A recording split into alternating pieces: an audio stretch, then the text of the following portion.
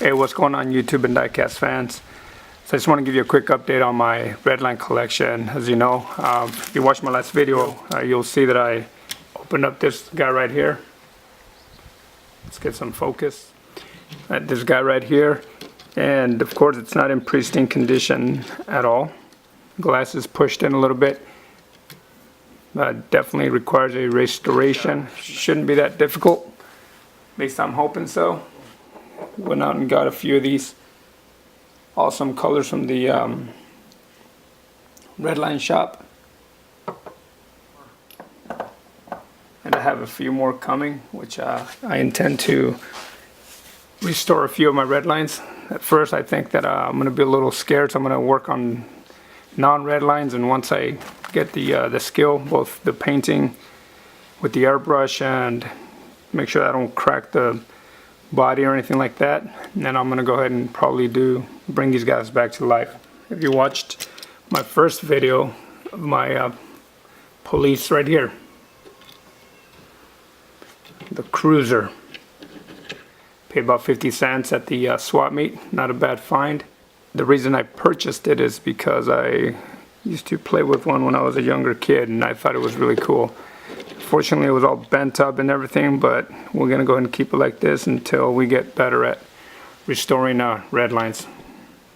Just something that I'm looking forward to. I'm excited. But I did find this other guy right here. So in a little bit better shape. You can see this bad one here, and then we have this one up here.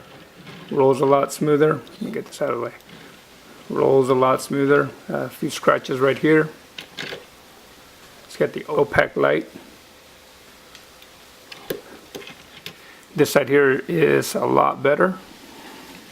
A lot more color on it. There's a scratch down here. Seems like somebody was just trying to jam it into something. There it is. Alrighty. Next up we have a Red Baron right here. Picked this up at a local. Take this tag off.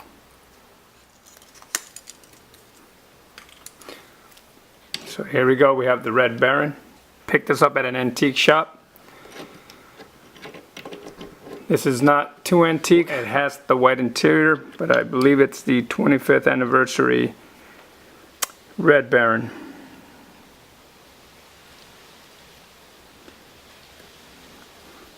Has the decal right there. Still in really good condition. Looks nice.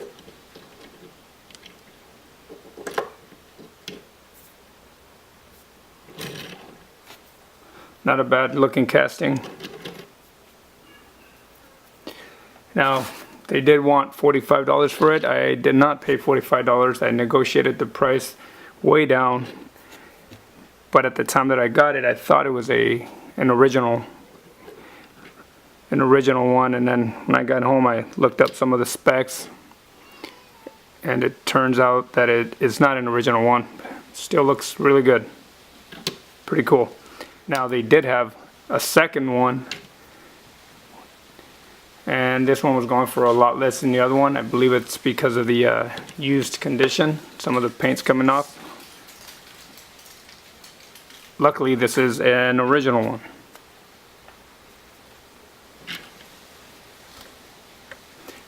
It will require some work eventually, but it's not bad overall.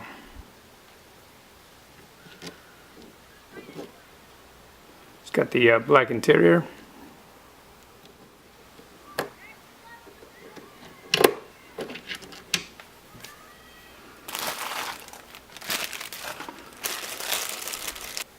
Alright, so there you have it. You have a group of 5 Redlines.